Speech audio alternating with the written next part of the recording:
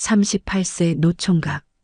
평생 농사만 짓던 남자가 온 동네의 놀림거리인 정신 나간 여자와 결혼했습니다. 10년의 세월 동안 묵묵히 그녀와 4명의 아이를 보살폈던 그의 지극한 사랑을 세상은 가난과 운명이라 불렀지요. 그러던 어느 날 사고로 머리를 다치고 깨어난 아내는 완전히 다른 사람이 되어 돌아왔습니다. 그리고 뒤이어 검은 양복을 입은 사람들이 10대의 최고급 세단을 몰고 나타나 온 마을을 충격에 빠뜨렸습니다. 파란만장한 세월 속에 피어난 한 남자의 헌신, 그리고 그 뒤에 숨겨진 비밀. 지금부터 한 남자의 지극한 사랑과 감동적인 이야기를 시작하겠습니다. 이야기가 궁금하시다면 구독과 좋아요 눌러주세요. 댓글로 지금 어디서 시청하고 계신지 소통해 주신다면 앞으로 더 좋은 영상 제작에 큰 힘이 됩니다. 장대비가 쏟아지는 밤이었습니다. 낡은 기와지붕 위로 빗물이 쿵쿵거리며 떨어지고 마당의 흙바닥은 금세 질척한 진흙탕으로 변해버렸습니다. 38살의 이강인은 방구석에 홀로 앉아 빗소리만이 가득한 적막한 집 안을 멍하니 바라보고 있었습니다. 텅 빈 부엌, 텅 빈 안방, 텅 빈 마당. 긴 한숨이 절로 새어나왔습니다. 손등에는 굳은 살이 박혀 있었고 얼굴에는 세월의 흔적이 깊게 새겨져 있었습니다. 농사일로 다져진 몸은 여전히 건강했지만 그의 마음속은 말로 표현할 수 없는 외로움으로 가득 차 있었습니다. 결혼 정년기는 이미 한참 전에 지나갔습니다. 동네 총각들은 하나둘 장가를 가고 이제는 그보다 10살이나 어린 청년들까지 아내를 맞이하는 판이었습니다. 이강인만이 홀로 이 낡은 기와집을 지키고 있었습니다. 강인아, 나왔다. 빗소리를 뚫고 대문 밖에서 익숙한 목소리가 들려왔습니다. 동네 중매쟁이 박씨 아주머니였습니다. 이강인은 무거운 몸을 일으켜 대문을 열어주었습니다. 아이고, 이 밤에 장대비를 맞으면서 왜 오셨어요? 내가 자네를 그냥 둘 수 있나? 또 좋은 처녀 하나 알아봤네. 박씨 아주머니는 젖은 옷을 털며 방으로 들어섰습니다. 하지만 이강인의 얼굴에는 별다른 기대감이 떠오르지 않았습니다. 지난 몇 년간 중매가 몇 번이나 성사 직전까지 갔다가 무산되었던 일들이 떠올랐기 때문입니다. 아주머니, 이제 그만하세요. 제가 어떤 처지인데 가난한 농부한테 시집올 처녀가 어딨겠습니까? 그러게 말이야. 박씨 아주머니는 잠시 머뭇거리더니 조심스럽게 입을 열었습니다. 그래서 말인데 이번엔 조금 특별한 경우라네. 특별하다니요? 그 처녀 말이야. 용모는 반반한데 정신이 좀 온전치가 못해. 순간 방 안에 침묵이 흘렀습니다. 빗소리만이 더욱 요란하게 들려왔습니다. 이강인은 아주머니를 물끄러미 바라보았습니다. 정신이 온전치 못하다는 게 무슨 말씀이십니까? 말 그대로야. 정신이 좀 나간 것 같다고 해야 하나? 바보처럼 웃기만 하고 말도 제대로 못하고 하지만 몸은 건강하고 얼굴은 예쁘장하다네. 나쁜 짓을 하거나 난폭한 건 아니고 그냥 어린애처럼 순하기만 하더라고. 자네도 알다시피 자네 나이가 이미 38이야. 솔직히 말해서 이 동네에서 자네한테 시집올 처녀는 이제 없어. 자네가 이 제안을 거절하면 아마도 평생 혼자 살아야 할 거야. 박씨 아주머니의 말은 냉정했지만 사실이었습니다. 이강인은 고개를 떨구었습니다. 마음 한편으로는 거부감이 들었지만 다른 한편으로는 이 텅 빈 집에서 홀로 늙어가는 모습이 선명하게 그려졌습니다. 생각 좀 해봐. 오늘은 늦었으니 내일 대답 들으러 오겠네. 박씨 아주머니가 돌아간 후 이강인은 밤새도록 잠을 이룰 수 없었습니다. 빗소리는 점점 더 커졌고 어둠은 더욱 짙어졌습니다. 그는 창문 너머로 보이는 어둠을 바라보며 생각에 잠겼습니다. 정신이 온전치 못한 여자를 아내로 맞는다. 하지만 그의 머릿속에는 또 다른 생각이 자리 잡고 있었습니다. 매일 저녁 홀로 밥을 먹으며 느끼는 고독함, 아픈 날에도 걱정해줄 사람 하나 없는 이 집에서 홀로 늙어 죽어갈 미래. 그래도 혼자보단 낫겠지. 다음 날 아침 박씨 아주머니가 다시 찾아왔을 때 이강인은 천천히 고개를 끄덕였습니다. 알겠습니다. 그 처녀를 만나보겠습니다. 며칠 후 조촐한 결혼식이 열렸습니다. 화려함이라곤 찾아볼 수 없는 그저 형식만 갖춘 결혼식이었습니다. 신부는 고운 분홍색의 한복을 입고 있었는데 박씨 아주머니의 말처럼 용모는 정말 단정하고 아름다웠습니다. 하지만 그녀의 눈빛은 초점이 없었고 입가에는 아이처럼 해맑은 미소만이 떠 있었습니다. 신부는 결혼식 내내 아무 이유 없이 그렇게 웃기만 했습니다. 동네 사람들이 모여들었지만 그들의 눈빛에는 동정과 비웃음이 섞여 있었습니다. 아이고, 강인이가 결국엔 미친 여자를 아내로 맞았다는구먼. 농사꾼의 가난하니 선택권이 어디 있겠어. 저러다 평생 고생하겠지. 아이고, 저 처녀도 불쌍하고 강인이도 불쌍하네. 수군거리는 소리가 이강인의 귀에 생생하게 들려왔습니다. 하지만 그는 모든 비난을 외면했습니다. 그저 신부의 손을 꽉 잡고 낡은 기와집으로 함께 돌아왔습니다. 집으로 돌아온 첫날 밤, 이강인은 신부 앞에 앉았습니다. 그녀는 여전히 아무 말 없이 해벌쭉 웃기만 했습니다. 당신, 이름이 뭡니까? 그녀는 대답하지 않았습니다. 그저 고개를 갸웃거리며 웃을 뿐이었습니다. 이름도 모르는군. 그럼 제가 지어드리겠습니다. 이강인은 잠시 생각하다가 조용히 말했습니다. 유은서. 당신 이름은 이제부터 유은서요. 은혜로운 은혜, 편지서. 제가 당신한테서 받은 은혜를 잊지 않겠다는 뜻입니다. 은서는 여전히 웃기만 했습니다. 하지만 이강인은 그 웃음 속에서 묘한 온기를 느꼈습니다. 적어도 이제 이 집은 텅 빈 집이 아니었습니다. 빗소리가 다시 들려왔지만 이번에는 그 소리가 조금 덜 외롭게 느껴졌습니다. 이강인은 창밖을 바라보며 작게 중얼거렸습니다. 이제 드디어 혼자가 아니구나. 그렇게 기이한 결혼 생활이 시작되었습니다. 결혼 생활은 생각보다 훨씬 더 고단했습니다. 은서는 밥을 지을 줄도 빨래를 할 줄도 청소를 할 줄도 몰랐습니다. 아침이 되면 이강인이 일어나 부엌에 불을 지피고 밥을 짓고 된장찌개를 끓여야 했습니다. 은서는 그저 마당 한 구석에 앉아 나비를 쫓거나 아무 이유 없이 킥킥거리며 웃기만 했습니다. 은서야, 이리 와서 밥 먹어. 이강인이 부르면 은서는 아이처럼 종종 걸음으로 다가왔습니다. 밥상 앞에 앉아서도 숟가락질이 서툴러서 밥알을 흘리기 일쑤였습니다. 천천히 먹어. 천천히. 이강인은 한숨을 쉬면서도 은서의 입가에 묻은 밥풀을 닦아주었습니다.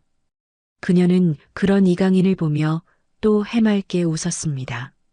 하지만 은서에게도 장점은 있었습니다. 몸은 건강했고 성격은 순했으며 밤에는 이강인 곁에서 아이처럼 곤하게 잠들었습니다. 그리고 무엇보다 그녀가 있다는 것만으로도 이 집은 더 이상 텅 빈 집이 아니었습니다. 그렇게 1년이 지났고 놀라운 일이 일어났습니다. 은서가 갑자기 밥도 잘 못 먹고 구토를 해서 병원에 가보니 은서가 임신 3개월이라는 겁니다. 이강인은 어안이 벙벙했습니다. 기쁘면서도 걱정이 앞섰습니다. 정신이 온전치 못한 아내가 과연 무사히 아이를 낳을 수 있을까? 그리고 아이를 제대로 돌볼 수 있을까? 하지만 걱정과는 달리 은서는 임신 기간 내내 건강했습니다. 배가 불러오면서도 여전히 마당을 오가며 해맑게 웃었고 때로는 자신의 배를 쓰다듬으며 알 수 없는 콧노래를 흥얼거렸습니다. 으응 으응. 은서야, 배 안에 아기가 들린다고 노래하는 거야? 은서는 대답 대신 고개를 갸웃거리며 웃었습니다. 그해 겨울 첫 아이가 태어났습니다. 으앙, 으앙. 건강한 사내아이의 울음소리가 낡은 기와집 안을 가득 채웠습니다. 이강인은 떨리는 손으로 아이를 안아 올렸습니다. 작고 붉은 얼굴, 꼭 쥔 주먹, 힘차게 울어대는 그 모습이 너무도 신기했습니다. 아들이다. 내 아들. 눈물이 주르르 흘러내렸습니다. 은서는 산파 할머니의 부축을 받으며 아이를 바라보았습니다. 그리고 처음으로 그녀의 눈빛에 모성애 같은 것이 스치고 지나갔습니다. 아가. 은서는 서툰 손길로 아이를 껴안았습니다. 비록 정신은 온전치 못했지만 그녀의 품은 따뜻했습니다. 그런데 놀라운 일은 여기서 끝이 아니었습니다. 이듬해의 둘째가, 그 다음 해에 셋째가, 그리고 그 다음 해에 넷째가 태어났습니다. 불과 4년 만에 네 아이를 연달아 낳은 것입니다.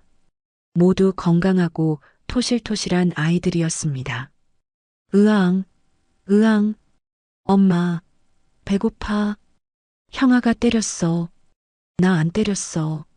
낡은 기와집은 이제 아이들의 울음소리와 웃음소리로 가득 찼습니다. 동네 사람들은 또다시 수군거렸습니다. 저 바보 여자가 애는 잘 낳네.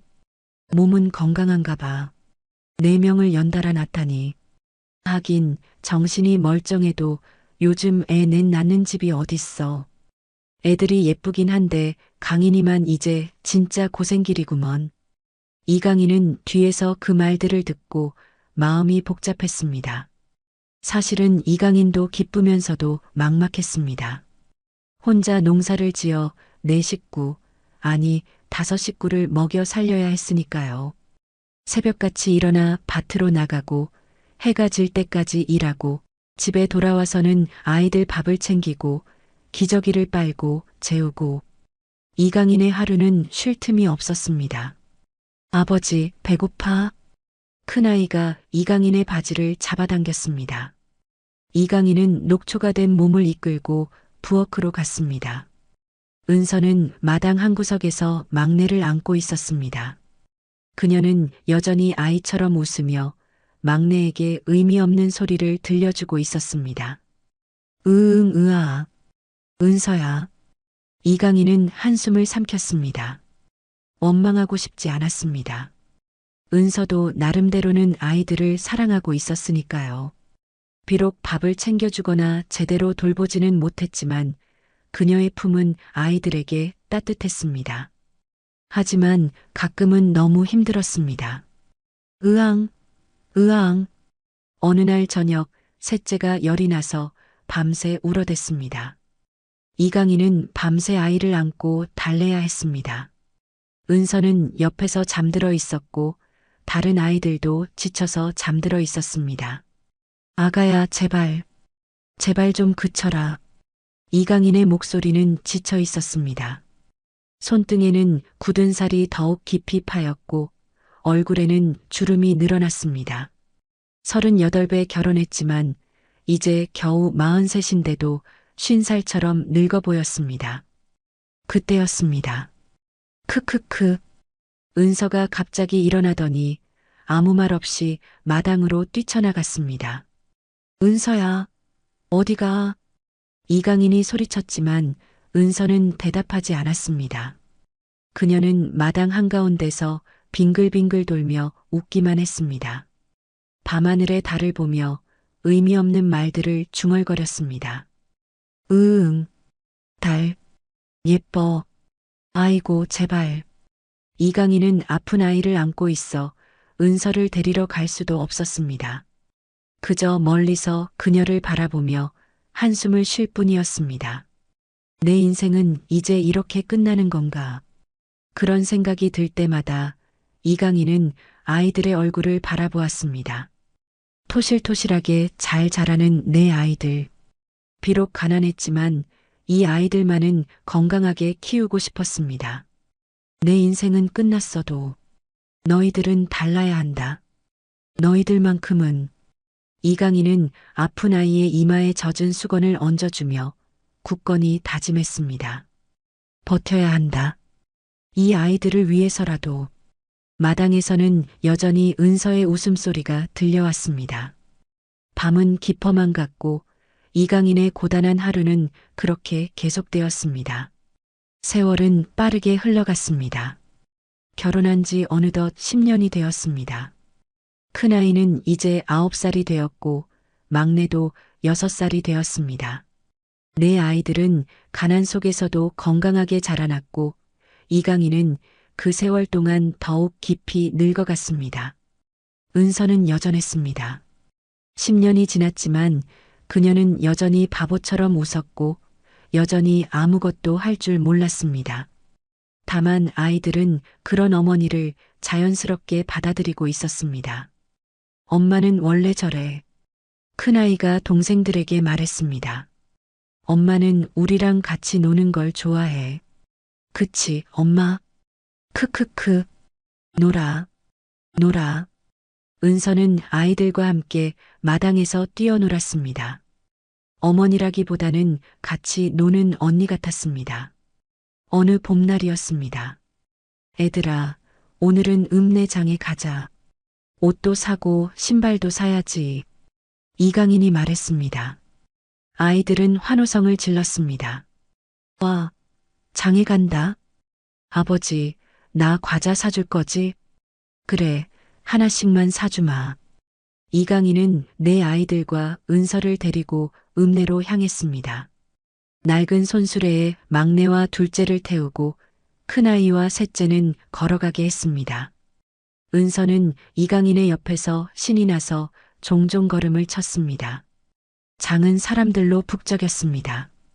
이강인은 아이들에게 옷을 사주고 신발을 사주고 약속대로 과자도 하나씩 사주었습니다. 아이들의 웃음소리가 장터에 울려 퍼졌습니다. 자, 이제 집에 가자. 해 지기 전에 가야 한다. 해가 서쪽으로 기울 무렵 일행은 집으로 돌아가는 길에 올랐습니다. 손수레에는 막내와 셋째가 나란히 앉아 있었고 큰아이와 둘째는 서로 선을 잡고 이강인의 옆에서 걸었습니다. 은서는 그 뒤를 따라오며 콧노래를 흥얼거렸습니다. 그런데 코너길로 접어들었을 때였습니다. 저 멀리서 트럭 엔진 소리가 들려왔습니다. 이강인은 별 생각 없이 손수레를 밀며 걸었습니다. 아이들도 신이 나서 떠들고 있었습니다. 그때였습니다. 긱! 모퉁이를 돌아 갑자기 트럭이 나타났습니다. 한눈을 팔던 운전사는 뒤늦게 브레이크를 밟았지만 트럭은 이미 손수레를 향해 돌진하고 있었습니다. 애들아! 이강인은 본능적으로 손수레를 밀어냈습니다. 손수레가 옆으로 굴러가면서 아이들이 바닥에 나뒹굴었습니다. 큰아이와 둘째도 이강인이 힘껏 밀쳐냈습니다. 으아! 아이들의 비명소리가 터져나왔습니다. 그리고 그 순간 은서가 움직였습니다. 안 돼. 은서는 굴러가는 손수레 쪽으로 달려가 아이들을 감쌌습니다. 그녀의 몸이 아이들을 덮는 순간 트럭의 백미러가 은서의 머리를 강하게 쳤습니다. 쾅! 둔탁한 소리와 함께 은서의 몸이 바닥으로 쓰러졌습니다. 은서야! 이강인이 달려갔습니다. 은서는 바닥에 쓰러진 채 의식을 잃고 있었습니다. 머리에서는 피가 흘러내렸습니다. 아이들은 울부짖었습니다. 엄마, 엄마, 으앙, 엄마, 누가 좀 도와주십시오. 이강인의 다급한 외침이 골목길에 울려 퍼졌습니다. 병원으로 급히 옮겨진 은서는 곧바로 응급실로 들어갔습니다. 이강인은 복도에서 네 아이들과 함께 기도했습니다. 제발, 제발 살아만 있어라. 은서야. 3시간이 지나고 의사가 나왔습니다. 다행히 생명에는 지장이 없습니다. 뇌진탕이 심하긴 하지만 회복될 겁니다. 감사합니다. 감사합니다, 선생님. 이강인은 바닥에 주저앉아 눈물을 흘렸습니다. 아이들도 아버지의 품에 안겨 울었습니다. 이틀 후 은서가 깨어났습니다. 이강인은 침대 옆에서 졸다가 은서의 신음소리에 화들짝 놀라 일어났습니다. 은서야, 정신 차렸어? 은서는 천천히 눈을 떴습니다. 그런데 이상했습니다. 그녀의 눈빛이 달랐습니다. 10년 동안 봐왔던 그 흐릿하고 초점 없던 눈빛이 아니었습니다. 맑고 깊고 또렷한 눈빛이었습니다. 은서는 천천히 고개를 돌려 이강인을 바라보았습니다. 그리고 떨리는 목소리로 물었습니다. 당신이 제 남편인가요? 이강인은 얼어붙었습니다. 뭐라고? 이 아이들은 제 아이들인가요? 은서의 목소리는 10년 동안 들어본 적 없는 또렷하고 차분한 목소리였습니다. 그녀는 침대 옆에 서 있는 네 아이들을 바라보았습니다. 엄마, 큰아이가 조심스럽게 다가갔습니다. 은서는 손을 뻗어 큰아이의 손을 잡았습니다. 우리 큰아들. 그리고 눈물이 주르르 흘러내렸습니다. 미안해. 엄마가 너무 늦었구나. 은서는 네 아이들을 한꺼번에 끌어안았습니다. 아이들은 어리둥절해하면서도 어머니의 품에 안겼습니다. 이강인은 그 광경을 멍하니 바라보았습니다. 은서야, 당신 정신이 돌아온 거요?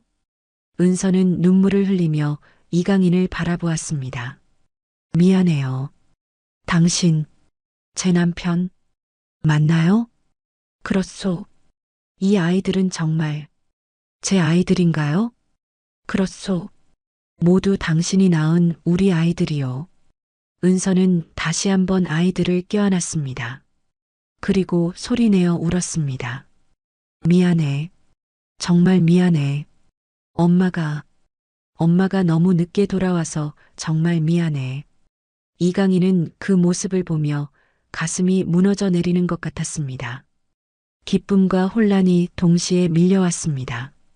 10년 동안 바보처럼 웃기만 하던 아내가 이제 또렷한 정신으로 돌아왔습니다. 하지만 동시에 두려움도 밀려왔습니다. 이제 어떻게 되는 거지? 정신을 차린 이 사람은 과연 누구지? 병실 창문으로 석양이 물들어 들어왔습니다. 은서는 네 아이들을 품에 안은 채 이강인을 바라보았습니다. 그녀의 눈빛에는 미안함과 감사함, 그리고 알 수 없는 결연함이 담겨 있었습니다. 그동안 나 때문에 당신 고생 많으셨어요. 그 한마디에 이강인의 눈에서 눈물이 흘러내렸습니다. 10년 만에 처음으로 그는 아내에게서 진심 어린 위로를 받았습니다. 병실 밖으로는 저녁 노을이 붉게 물들어가고 있었습니다. 기적 같은 일이 일어났지만 이강인의 마음 한편에는 설명할 수 없는 불안함이 자리 잡기 시작했습니다. 일주일 후 은서는 퇴원했습니다. 집으로 돌아오는 길 은서는 낡은 기와집을 물끄러미 바라보았습니다. 10년 동안 살았던 집이었지만 이제는 모든 것이 낯설고도 익숙했습니다. 여기가 우리 집이군요. 그렇소. 허름하지만 당신과 아이들이 자란 집이요. 은서는 천천히 집 안으로 들어갔습니다. 부엌, 안방, 마루, 모든 것을 둘러보았습니다. 그녀의 눈에는 눈물이 맺혔습니다. 제가 10년 동안 여기서 그렇소. 이강인은 짐을 내려놓으며 말했습니다. 은서는 부엌으로 가서 낡은 솥과 뚝배기들을 바라보았습니다. 제가 밥도 못 지었죠? 청소도 못했고 아무것도 못했죠? 그건 말씀하지 않으셔도 알아요. 제가 얼마나 짐이 되었을지. 은서는 손으로 얼굴을 가렸습니다. 이강인은 그런 은서를 바라보며 조심스럽게 다가갔습니다. 당신 탓이 아니요. 당신은 아팠던 거니까. 고맙습니다. 정말 고맙습니다. 그날 밤 은서는 직접 저녁을 준비했습니다. 서툴렀지만 정성스러운 손길로 밥을 짓고 국을 끓였습니다. 아이들은 그런 어머니를 신기하게 바라보았습니다. 엄마가 밥을 해? 응. 엄마가 이제 밥을 해줄게. 은서의 눈에서 눈물이 떨어졌습니다. 며칠이 지났습니다. 은서는 차분하고 지혜로운 여인으로 완전히 변해 있었습니다. 아이들을 돌보고 집안일을 하고 이강인을 챙겼습니다. 10년 만에 처음으로 이강인은 진짜 아내가 있는 삶을 살게 되었습니다. 하지만 이강인의 마음 한편에는 여전히 불안함이 자리 잡고 있었습니다. 이 사람은 도대체 누구일까? 왜 정신을 잃었던 걸까? 그리고 그 불안은 현실이 되었습니다. 보름달이 떠오른 어느 날 밤이었습니다. 빗방울이 하나둘 떨어지기 시작하더니 이내 폭우로 변했습니다. 천둥이 치고 번개가 번쩍였습니다.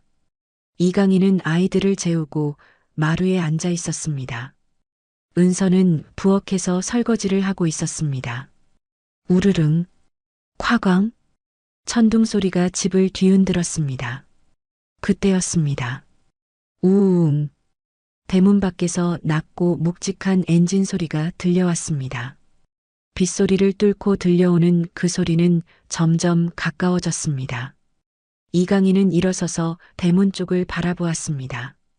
누가 이 밤에 부르릉, 부르릉. 엔진 소리는 멈추지 않았습니다. 아니, 오히려 여러 대가 동시에 들려왔습니다. 이강인은 대문을 열었습니다. 그 순간 그는 눈앞의 광경에 얼어붙었습니다. 10대의 새까만 고급 세단이 줄지어 서 있었습니다.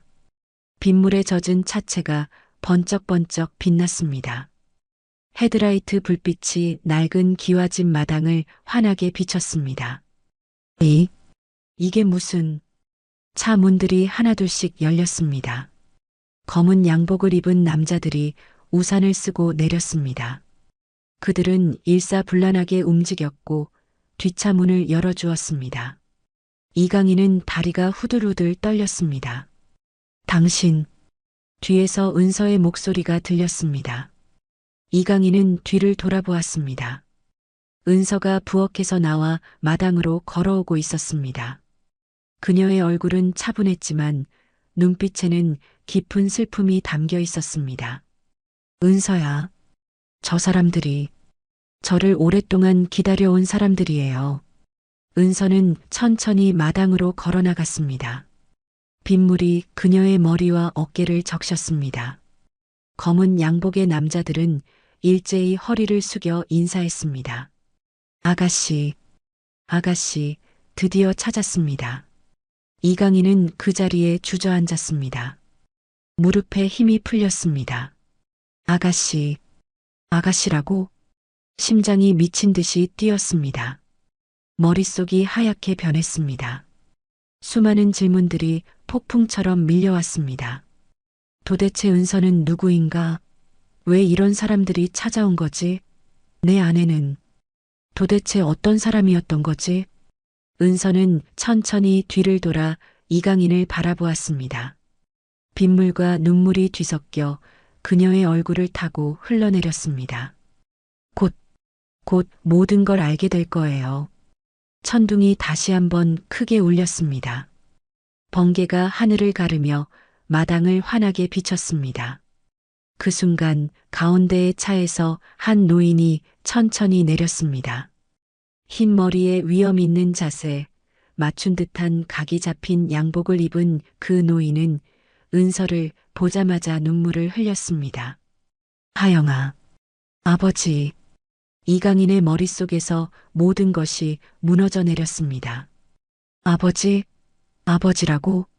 낡은 기와집과 번쩍이는 고급 세단들, 가난한 농부와 검은 양복의 사람들, 그 극명한 대비가 빗속에서 펼쳐지고 있었습니다. 이강인은 그 자리에 앉은 채 하늘을 올려다보았습니다. 빗물이 그의 얼굴을 적셨습니다. 이럴 수가. 이제 어떻게 되는 거지? 마당에서는 은서가 노인과 끌어안고 있었고 검은 양복의 남자들은 조용히 그 광경을 지켜보고 있었습니다. 폭풍우는 더욱 거세졌고 이강인의 운명은 완전히 새로운 방향으로 흘러가기 시작했습니다. 빗소리가 조금 잦아들었을 때 노인은 은서를 놓아주고 이강인을 바라보았습니다. 당신이 내 딸을 돌봐준 분이시군요. 노인의 목소리는 낮고 무거웠지만 그 속에는 깊은 감사가 담겨 있었습니다. 이강인은 떨리는 몸을 일으켜 세웠습니다. 저는 안으로 들어가시죠. 비를 맞으면 안 되십니다. 검은 양복의 남자가 우산을 받쳐들었습니다. 노인과 은서 그리고 몇 명의 수행원들이 낡은 기와집 안으로 들어왔습니다. 이강인은 어찌할 바를 몰라 우두커니 서 있었습니다. 아버지, 앉으세요. 은서가 노인을 마루에 앉게 했습니다. 노인은 집안을 둘러보았습니다.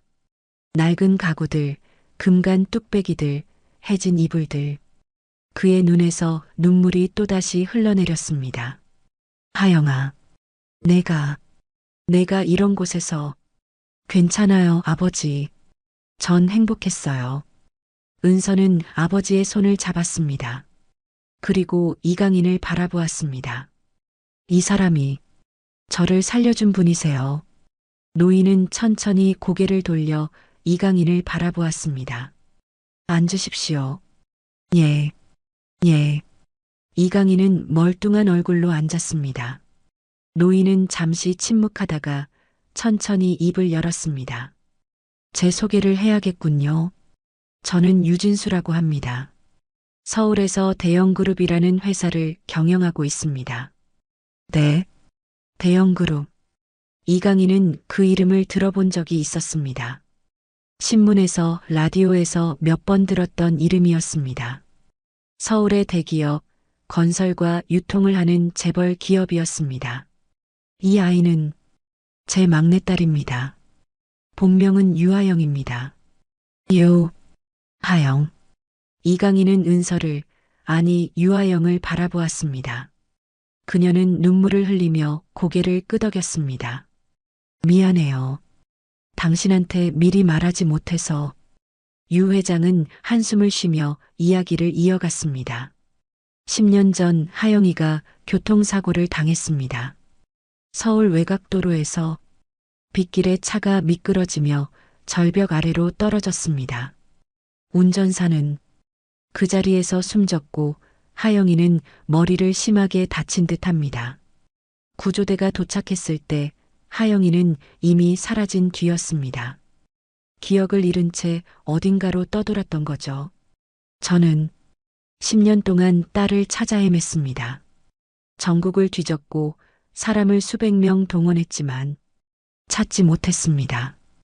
유 회장의 목소리가 떨렸습니다. 그런데 보름 전 병원에서 연락이 왔습니다. 교통사고로 입원한 여자가 있는데 정신을 차리고 나서 자신이 유아영이라고 했다고. 저는 믿을 수가 없었습니다. 하지만 달려갔고 정말로 제 딸이었습니다. 이강인은 눈앞이 캄캄했습니다. 모든 것이 이해되기 시작했습니다. 10년 전 마을에 나타났던 정신 잃은 여자, 중매쟁이가 데려온 그 여자가 바로 서울 대기업 회장의 딸이었던 것입니다. 당신은 우리 딸을 아내로 맞아주셨고 10년 동안 돌봐주셨습니다. 유 회장은 깊이 고개를 숙였습니다. 감사합니다. 정말 감사합니다. 저는 이강인은 말을 잇지 못했습니다. 유아영이 조용히 말했습니다. 제가 정신을 잃고 떠돌 때 이 사람이 저를 받아줬어요. 아무도 원하지 않았던 미친 여자를 아내로 맞아줬어요. 10년 동안 혼자서 저와 내 아이를 묵묵히 돌봤어요. 내 아이, 유 회장은 깜짝 놀라 주위를 둘러보았습니다. 방 안에서 내 아이들이 겁에 질린 얼굴로 엿보고 있었습니다. 애들아, 이리 나오너라. 이강인이 부르자 아이들이 조심스럽게 나왔습니다. 유 회장은 내 아이들을 바라보며 눈물을 흘렸습니다. 이 아이들이 내 외손주들, 할아버지, 큰아이가 물었습니다. 유 회장은 떨리는 손으로 아이의 머리를 쓰다듬었습니다. 그래, 외할아버지란다. 이 할아버지가 너희를 이제야 만나는구나. 그날 밤 긴 대화가 이어졌습니다. 유 회장은 딸과 외손주들을 서울로 데려가고 싶다고 했습니다. 하영아, 이제 집으로 가자. 내가 있어야 할 곳으로. 아버지, 이 아이들도 제대로 된 교육을 받아야 한다. 좋은 학교에 보내고 좋은 환경에서 키워야 한다. 유 회장은 이강인을 바라보았습니다. 자네에게도 평생 풍족한 삶을 보장하겠네. 원하는 것이 있다면 무엇이든 말해보게. 이강인은 고개를 숙였습니다. 그의 손은 떨리고 있었습니다. 굳은 살 박힌 손, 흙 묻은 손톱, 가난한 농부의 손이었습니다. 나는 그저 가난한 농부일 뿐인데. 유아영이 이강인에게 다가왔습니다. 그리고 그의 손을 꽉 잡았습니다. 우리 함께 가요. 함께 새로운 삶을 시작해요. 하지만 당신은 제 남편이에요. 이 아이들의 아버지예요. 우리는 가족이에요.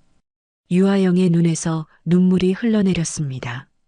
10년 동안 당신이 저를 지켜줬어요. 이제는 제가 당신을 지킬게요. 우리 가족을 지킬게요. 이강인은 유아영의 손을 바라보았습니다. 그리고 내 아이들을 바라보았습니다. 아이들은 불안한 얼굴로 아버지를 바라보고 있었습니다. 이 아이들의 미래. 이강인은 천천히 고개를 들었습니다. 알겠소. 유 회장은 안도의 한숨을 쉬었습니다. 고맙네. 현명한 결정일세. 하지만 이강인의 가슴 속에는 두려움이 가득했습니다. 나 같은 시골 농부가 저 화려한 세상에서 살아갈 수 있을까? 창밖으로는 빗소리가 계속 들려왔습니다. 이강인의 인생은 완전히 새로운 국면으로 접어들고 있었습니다. 하늘과 땅만큼이나 먼 거리를 이제 그는 건너가야 했습니다. 일주일 후 이강인은 서울로 떠날 준비를 했습니다. 낡은 기와집을 정리하며 그는 지난 10년의 세월을 떠올렸습니다. 이 집에서 은서를 처음 맞이했고 내 아이들이 태어났고 가난하지만 가족이라는 울타리 안에서 함께 살았습니다. 아버지, 우리 정말 서울 가는 거야? 큰아이가 물었습니다. 이강인은 아이의 머리를 쓰다듬었습니다. 그래, 너희들은 더 좋은 환경에서 자라야 한단다. 근데 아버지, 서울은 어떤 곳이야? 글쎄다. 서울은 아버지도 살아보지 않아서 잘 모르겠구나. 이강인은 솔직하게 대답했습니다. 서울, 그곳은 이강인에게 너무나 먼 곳이었습니다. 평생 이 시골 마을에서만 살았던 그에게 서울은 그저 한두 번 구경 삼아 다녀온 관광지 같은 곳일 뿐이었습니다. 유 회장은 약속했습니다. 자네 가정을 흩어지게 하지 않겠네. 자네와 하영이 그리고 아이들은 모두 함께 살게 될 거네. 감사합니다. 그리고 자네에게도 할 일을 주겠네. 우리 회사 일을 배우게나. 이강인은 고개를 숙였습니다. 회사 일이라. 평생 흙만 만지며 살았던 그에게 그것은 너무나 먼 세계의 이야기였습니다. 출발하는 날 아침이 밝았습니다. 10대의 세단이 다시 마을에 나타났습니다. 동네 사람들이 모두 나와 구경했습니다. 저 강인이가 대박이 났구먼. 미친 여자가 알고 보니 재벌 딸이었다니. 세상 일은 정말 모르는 거야. 이강인은 내 아이들의 손을 잡고 차에 올랐습니다. 유아영도 함께 올랐습니다. 난생 처음 타보는 고급 세단의 가죽 시트는 너무나 부드러웠습니다. 출발하겠습니다. 운전사가 말했습니다. 차가 천천히 움직이기 시작했습니다. 이강인은 뒤를 돌아보았습니다. 낡은 기와집이, 붉은 기와지붕이, 그가 평생을 살았던 마을이 점점 멀어졌습니다. 여보. 유아영이 이강인의 손을 잡았습니다. 괜찮아요. 우린 함께니까. 그래요. 하지만 이강인의 가슴은 무거웠습니다. 서울까지는 4시간이 걸렸습니다. 고속도로를 달리는 차 안에서 아이들은 신기한 듯 창밖을 바라보았습니다. 이강인도 창밖을 바라보았습니다. 높은 빌딩들, 수많은 차들, 사람들, 모든 것이 낯설었습니다. 와, 저것 봐, 아버지. 건물이 하늘까지 닿을 것 같아. 정말이다. 차는 한남동의 한 주택가로 들어갔습니다. 높은 담장으로 둘러싸인 저택 앞에 멈춰 섰습니다. 대문이 자동으로 열리고 차가 안으로 들어갔습니다. 이강인은 차에서 내려 주위를 둘러보았습니다.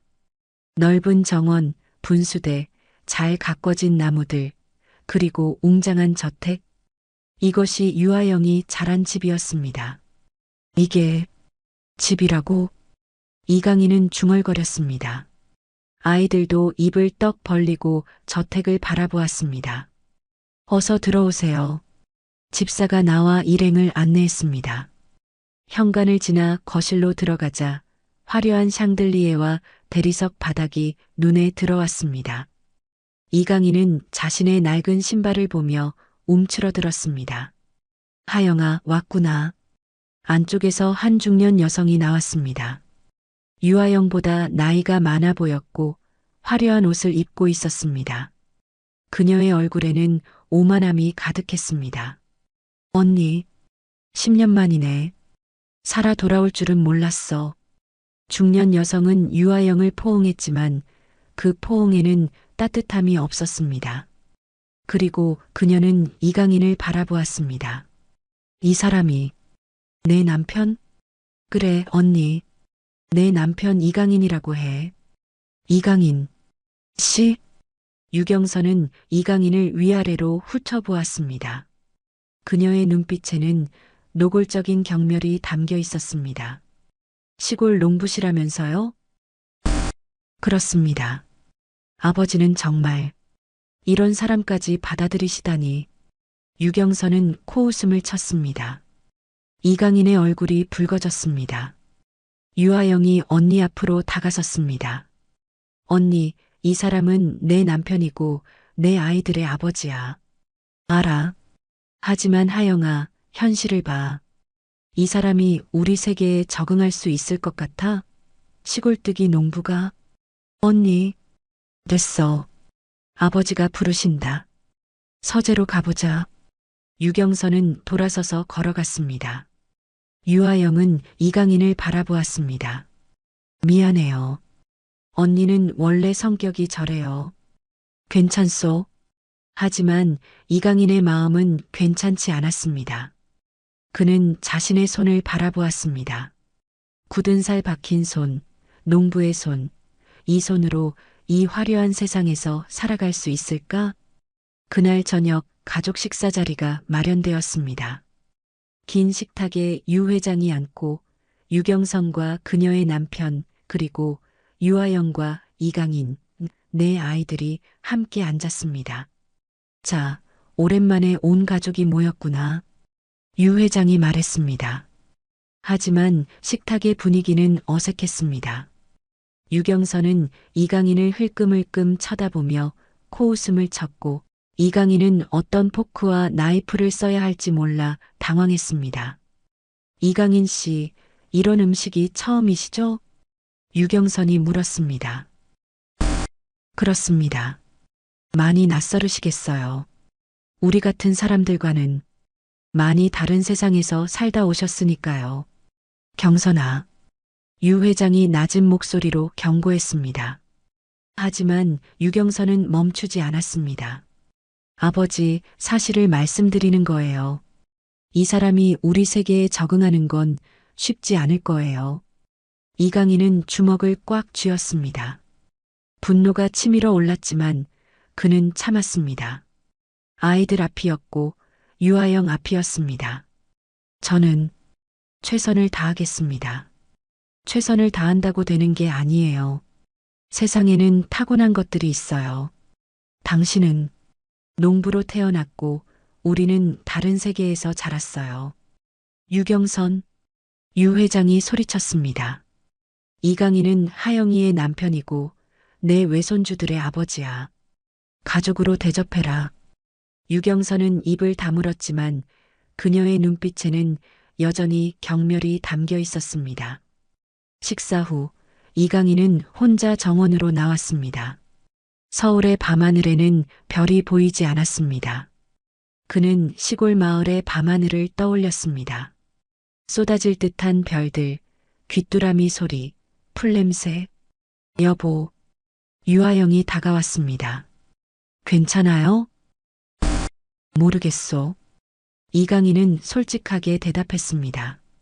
지금 여기는 너무 낯설고 나는 너무 초라하오. 그렇지 않아요. 유아영은 이강인의 손을 잡았습니다. 당신은 10년 동안 저와 아이들을 지켜줬어요. 그것만으로도 당신은 충분히 자격이 있어요. 하지만 저를 믿어요. 우리 함께 이겨내요. 이강인은 유아영을 바라보았습니다. 그녀의 눈빛에는 결연함이 담겨 있었습니다. 그래요. 함께 이겨낼게. 하지만 이강인은 알고 있었습니다. 앞으로의 길이 결코 순탄하지 않을 것임을. 멸시와 편견, 그리고 자격지심과 싸워야 할 것임을. 그는 주먹을 꽉 쥐었습니다. 나는 이 가족을 지킬 거다. 어떤 멸시를 받더라도. 서울의 차가운 바람이 정원을 스쳐 지나갔습니다.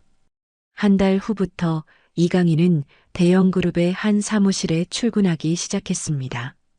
유 회장은 그에게 회사의 자재 관리 업무를 맡겼습니다.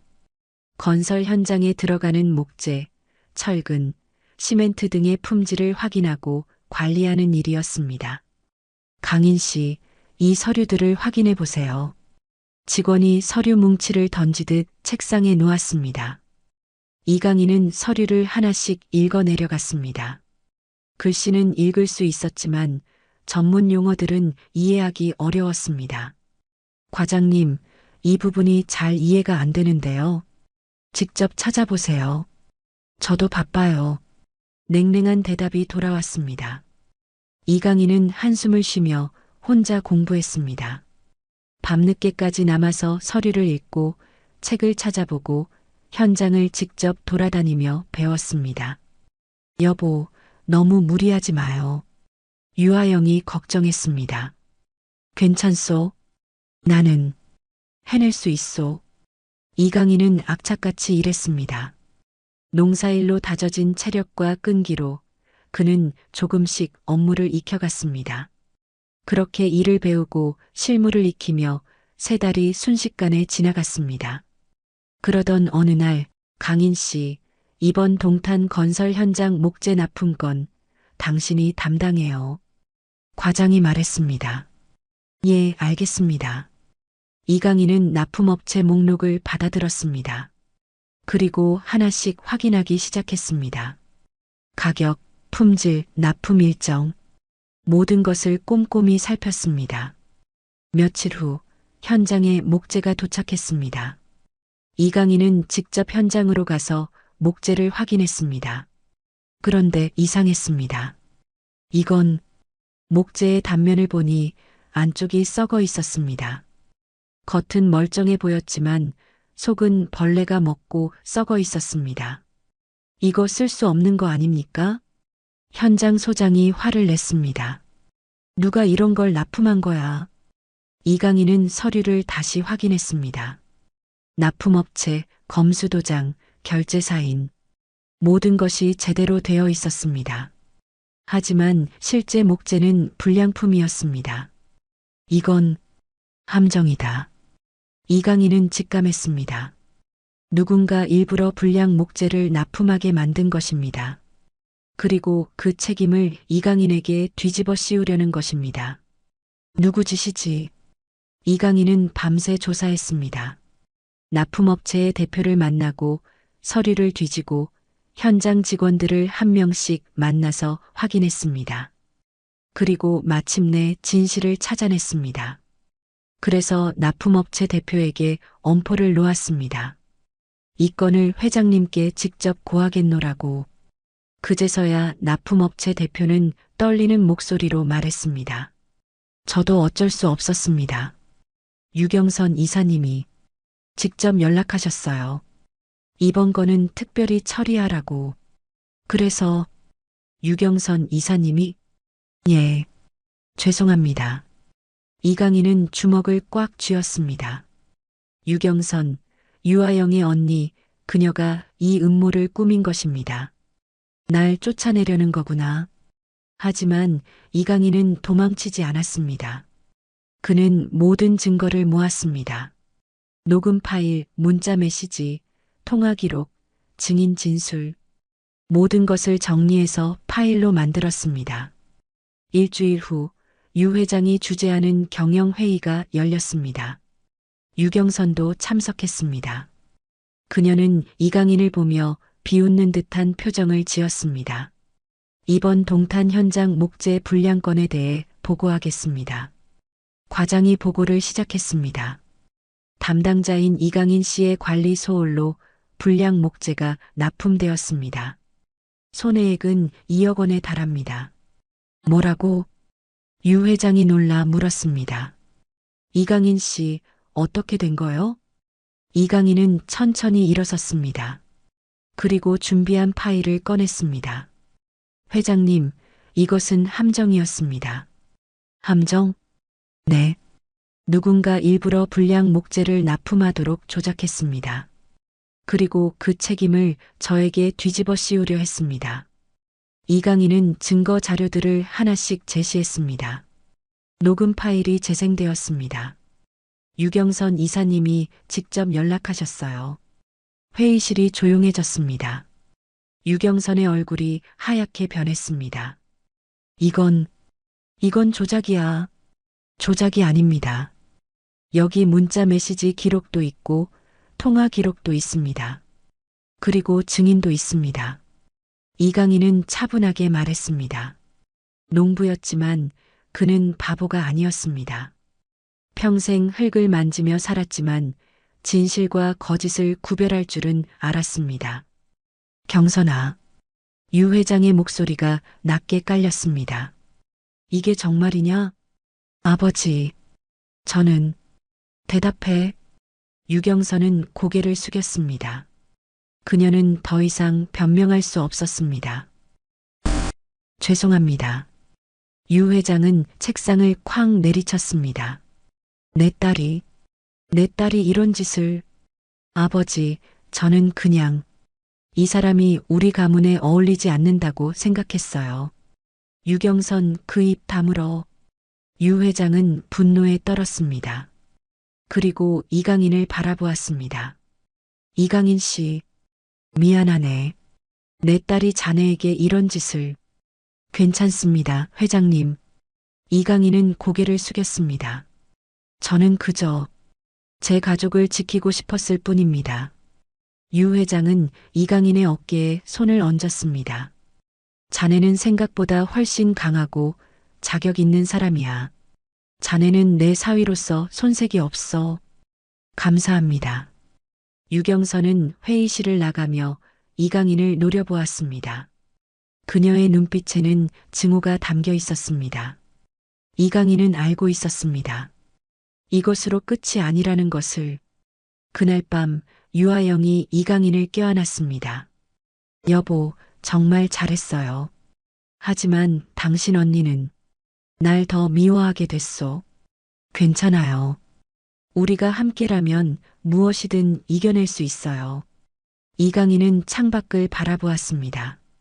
서울의 밤은 여전히 화려했지만 그 화려함 뒤에는 냉혹함이 숨어 있었습니다. 하지만 이강인은 포기하지 않았습니다. 비웃음 받던 농부에서 재벌가 내부의 음모를 이겨낸 사위로 그는 조금씩 자신의 자리를 만들어가고 있었습니다. 나는 이 가족을 지킬 거다. 끝까지. 그의 눈빛에는 굳건한 의지가 담겨 있었습니다. 6달이 더 지났습니다. 이강인은 회사에서 점점 인정받기 시작했습니다. 그의 성실함과 정직함이 직원들 사이에서 회자되었고 유 회장도 그를 신뢰하기 시작했습니다. 강인 씨, 이번 분기 실적 보고서 정말 잘 만들었어요. 감사합니다. 이강인은 더 이상 서툴지 않았습니다. 밤낮으로 공부하고 노력한 결과 이제는 업무를 능숙하게 처리할 수 있었습니다. 하지만 유경선은 가만히 있지 않았습니다. 어느 날 아침 회사에 세무조사관들이 들이닥쳤습니다. 대형그룹 이강인 씨 계신가요? 제가 이강인입니다만. 세무조사 나왔습니다. 협조 부탁드립니다.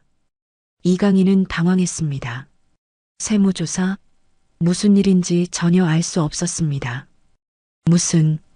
무슨 일입니까? 당신이 관리하는 자재 납품 과정에서 탈세 의혹이 있다는 신고가 들어왔습니다. 서류를 모두 제출해 주세요. 이강인은 순간 깨달았습니다. 또 유경선의 지시라는 것을. 이번에는 세무조사로 나를 무너뜨리려는 거구나. 하지만 이강인은 당황하지 않았습니다. 그는 지난 몇 달 동안 모든 서류를 꼼꼼히 정리해 왔습니다. 농부였던 그는 장부를 정리하는 법을 몰랐지만 정직하게 일했습니다. 한 푼 한 푼 정확하게 기록했고 모든 영수증을 보관했습니다. 여기 있습니다. 모든 서류입니다. 이강인은 수개월간 정리해둔 서류 상자를 가져왔습니다. 조사관들은 놀란 표정으로 서류를 확인하기 시작했습니다. 나흘 동안 조사가 진행되었습니다. 조사관들은 모든 서류를 샅샅이 뒤졌습니다. 하지만 단 하나의 위반 사항도 찾을 수 없었습니다. 이강인 씨, 조사관이 말했습니다. 정말 깔끔하게 정리하셨네요. 위반 사항이 전혀 없습니다. 감사합니다. 조사관들이 떠난 후 이강인은 자리에 주저앉았습니다. 긴장이 풀리니 온몸에 힘이 빠졌습니다. 여보, 유아영이 달려왔습니다. 괜찮아요? 괜찮소. 아무 문제 없소. 그날 저녁 유 회장이 긴급 가족회의를 소집했습니다. 유경선도 참석했습니다. 그녀의 얼굴은 창백했습니다. 경선아. 유 회장의 목소리는 차가웠습니다. 이번 세무조사 내가 사주한 거지? 아버지. 대답해. 유경선은 고개를 숙였습니다. 유 회장은 쓰러질 듯 의자에 기댔습니다. 내 딸이 내 사위를 이렇게까지. 아버지, 저는 그저 가문을 지키고 싶었어요. 저 시골 농부가 우리 가문에. 그만. 유 회장이 소리쳤습니다. 강인이는 하영이를 10년 동안 지켜줬어. 내 아이들을 키워줬어. 그 어떤 재벌보다, 그 어떤 사업가보다 그는 더 귀한 일을 해냈어. 유 회장은 이강인을 바라보았습니다. 강인아, 자네는 정말로 강한 사람이야. 자네의 진실함과 정직함 앞에서 나는 고개를 숙이네. 회장님, 경선아, 너는 한동안 회사 일에서 손을 떼. 그리고 강인이에게 사과해. 아버지, 당장. 유경선은 떨리는 몸으로 이강인 앞에 섰습니다. 그녀의 눈에는 눈물이 맺혀 있었습니다. 미안합니다. 이강인은 유경선을 바라보았습니다. 그녀는 무너져 내리고 있었습니다. 오만했던 그녀가 이제는 패배를 인정하고 있었습니다. 저는 이강인이 천천히 입을 열었습니다. 저는 무언가를 빼앗으려는 게 아닙니다. 이 가정이 깨지지 않기만을 바랄 뿐입니다. 처형님, 당신도 가족입니다. 우리 모두 가족입니다. 서로 미워하고 싸울 게 아니라 함께 살아가야 합니다. 유경선은 눈물을 흘렸습니다. 그녀는 처음으로 이강인의 진심을 느꼈습니다. 정말 미안합니다. 그날 밤 이강인은 내 아이들을 불러 모았습니다. 마당에 앉아 서울의 밤하늘을 함께 바라보았습니다. 애들아, 내 아버지가 너희들한테 하고 싶은 말이 있다. 큰아이가 물었습니다.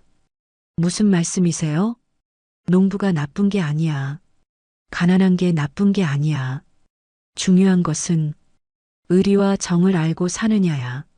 아버지는 평생 흙을 만지며 살았어. 가난했고 배우지 못했지. 하지만 아버지는 정직하게 살았어. 사람을 속이지 않았고 약속을 지켰어. 이강인은 내 아이들의 얼굴을 하나씩 바라보았습니다. 너희들은 이제 좋은 환경에서 자랄 거야. 좋은 학교에 다니고 좋은 친구들을 만날 거야. 하지만 잊지 마라. 사람의 가치는 돈이나 지위가 아니라 마음에 있다는 걸. 내 아버지, 우리는 가족이다. 피로 이어진 가족이고 사랑으로 이어진 가족이야. 어떤 폭풍우가 와도 우리는 함께 버텨낼 거야. 아이들은 아버지를 껴안았습니다.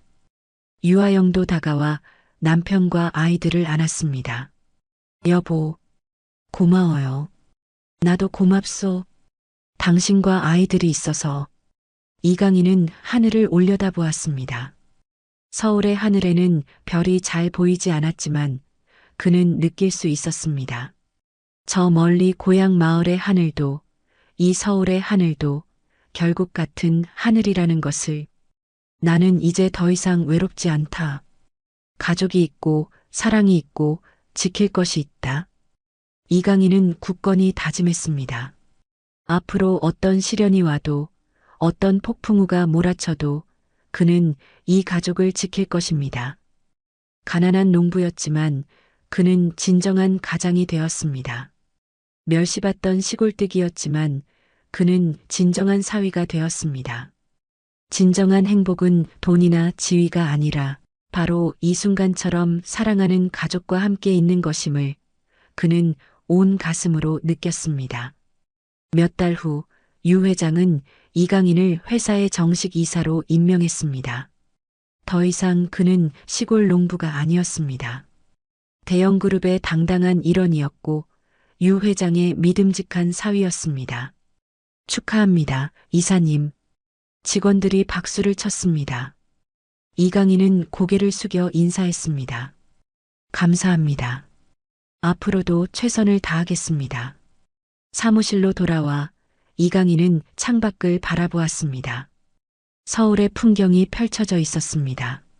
높은 빌딩들, 바쁘게 오가는 사람들, 화려한 도시의 모습. 하지만 이강인의 마음속에는 여전히 고향 마을의 풍경이 살아 있었습니다. 낡은 기와집, 논밭, 맑은 시냇물. 그곳에서 배운 성실함과 정직함이 그를 여기까지 이끌었습니다. 여보, 유아영이 문을 열고 들어왔습니다. 축하해요. 정말 자랑스러워요. 고맙소.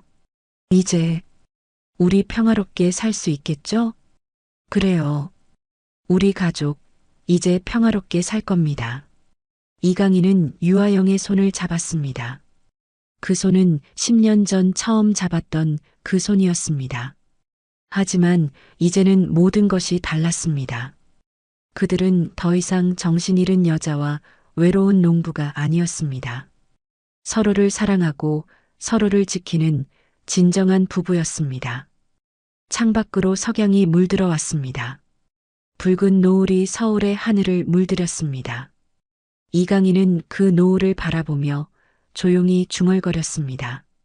이제 시작이다. 우리 가족의 진짜 이야기는 이제부터야.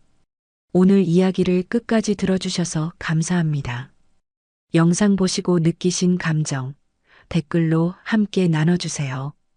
여러분의 한마디가 누군가에겐 큰 위로가 될 수 있습니다.